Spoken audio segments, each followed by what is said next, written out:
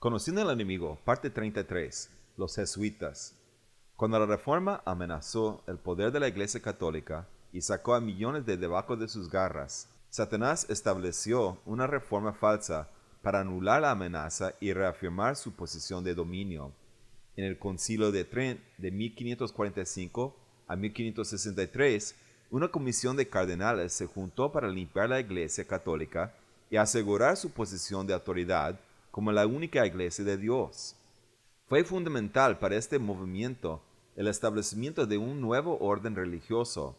La orden más famosa creada en ese tiempo y la que ha llegado a ser la más grande en el mundo fue la Sociedad de Jesús, o como son comúnmente conocidos, los jesuitas. Ellos llegarían a ser una de las organizaciones más infames en la historia. Es importante que exploremos a los jesuitas porque esto nos da un conocimiento profundo de la mente y las tácticas de nuestro enemigo. Pero por esa misma razón quiero encabezar esto con una advertencia, que las próximas partes estarán tratando con unos temas muy torcidos y malvados. El fundador de los jesuitas fue un hombre llamado Don Ignacio López, nacido en una familia extremadamente rica en la región vasca de España en 1491. Más tarde, él se cambió el nombre a Ignacio Loyola. Cuando Loyola era joven, se decía de él por registro de la policía que era orgulloso, violento, vengativo y peligroso. Su gran ambición en la vida era convertirse en un poderoso comandante militar, lo cual iba muy bien hasta una batalla en particular en que la bala de un cañón le quebró una pierna y dañó grandemente a otro. Este evento efectivamente terminó sus ambiciones militares. Fue removido del campo de batalla, se sometió a numerosas y dolorosas operaciones y pasó mucho tiempo en recuperación. Durante este periodo, Loyola tuvo una crisis nerviosa y luchó haciéndose a la idea de que su carrera en el ejército había terminado, al igual que su ambición en la vida. En este estado frágil de mente, acostado allí sin mucho más en qué pensar, empezó a leer un número de textos religiosos fantasiosos sobre el trabajo de santos católicos, particularmente inspirado por la vida de San Francisco de Asís. Se propuso imitar sus hechos y los de otros como él. Empezó a imaginarse a Jesús como un gran comandante militar y pensó que aunque su carrera en el ejército había terminado, podría en su lugar convertirse en una clase de general de Jesús en su ejército. Su meta sería capturar al mundo. Ahora, como lisiado, se trasladó al otro lado de España, a las montañas de Montserrat, donde había un monasterio benedictino.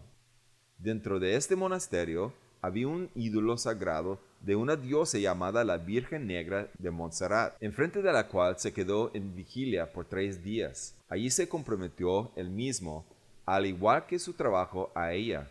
Haciendo esto, él se comprometió con la diabólica diosa Acera. De aquí, él decidió que iría a Jerusalén y conquistaría el mundo musulmán al catolicismo. Sus ambiciones fueron, sin embargo, detenidos porque Barcelona tenía la plaga y él fue forzado a quedarse en el pequeño pueblo de Manresa por 10 meses en vez de seguir. Durante todos esos 10 meses, él vivió en una cueva torturándose física y mentalmente hasta que empezó a tener sueños y visiones. A través de estas alucinaciones, él declaró que la doctrina secreta de la Iglesia Católica le había sido enseñado por una forma en el aire cerca de él. Esta forma le dio mucho consuelo porque era extremadamente hermosa.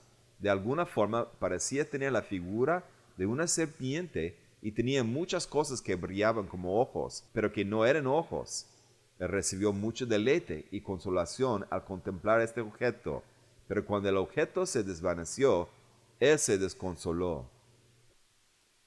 Aquí vemos el signo de un cuento diabólico de la revelación en una cueva exactamente igual al que Mohammed experimentó. Más explícito que el cuento de Mohammed, el ser llegó en forma de serpiente en vez de ángel de luz. Similar a Mohammed, Loyola se encontró propenso a la depresión después del contacto. Después del periodo de los 10 meses en la cueva, Loyola prosiguió hacia Jerusalén, donde abordó a los monjes jesuitas. Ellos le dijeron que se regresara a casa ya que no querían problemas políticos. Fue a su regreso a España cuando inició entrenamiento formal estudiando teología en varias universidades. En este tiempo, junto con un grupo de compañeros, también empezó a hacer discípulos de otros. Mientras Loyola predicaba, se hizo aparente que algunas de sus seguidoras femeninas se hicieron tan histéricamente fervientes que una de ellas cayó sin sentido, otras algunas veces se revolcaban en el suelo, a otras se le veía envuelta en convulsiones o temblando y sudando en angustia. Claramente, esta era actividad diabólica la que le siguió a su experiencia en la cueva, consecuencia del compromiso hacia el diabólico ídolo de acera, y por el resto de su vida, Loyola fue conocido por tener poderes misteriosos. En los años siguientes, fue puesto en la cárcel 2 veces bajo sospecha de que era miembro del Alborada, o como se les conocía entonces, el Illuminati. Descubriremos más sobre ellos más tarde.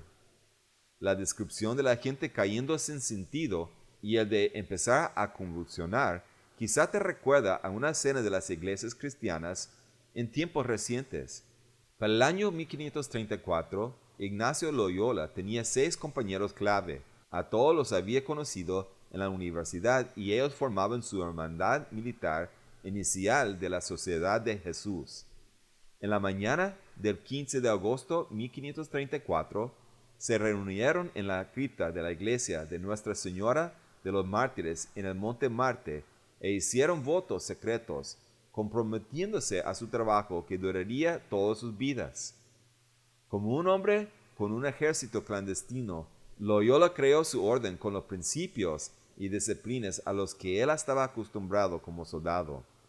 El líder demandaba la obediencia incuestionable de sus inferiores. Loyola fue hecho el primer general superior de la orden y empezaron a trabajar oponiéndose a la reforma y restableciendo el dominio de la Iglesia Católica en Europa y alrededor del mundo. Llegaron a Roma y con el tiempo su sociedad fue aceptada por el Papa, que en ese tiempo era Pablo III.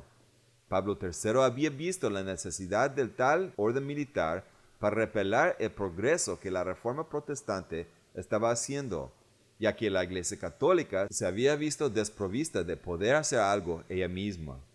El Papa les dio autoridad para que excomunicaran a todos los que estorbaran o que no ayudaron a la sociedad, conferir órdenes, predicar y administrar los sacramentos, cambiar sus generales, absolver heréticos, al igual que encarcelar a los excomunicados, ejercer funciones episcopales, confirmar, practicar el exorcismo, dispensar, etc., para disfrazar ellos mismos, para mover altares, dar indulgencias plenarias, para vivir ellos exentos, libres de poderes seculares impuestos, al igual que jurisdicciones, autoridad de sentencia y ordenar cualquier otra delegación ordinaria, jueces, magistrados, cualquier cateo o investigación.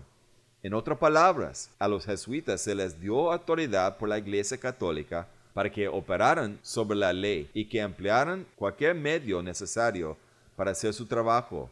Con esta libertad, en tiempo, los jesuitas se convirtieron en el arma más poderosa contra la reforma.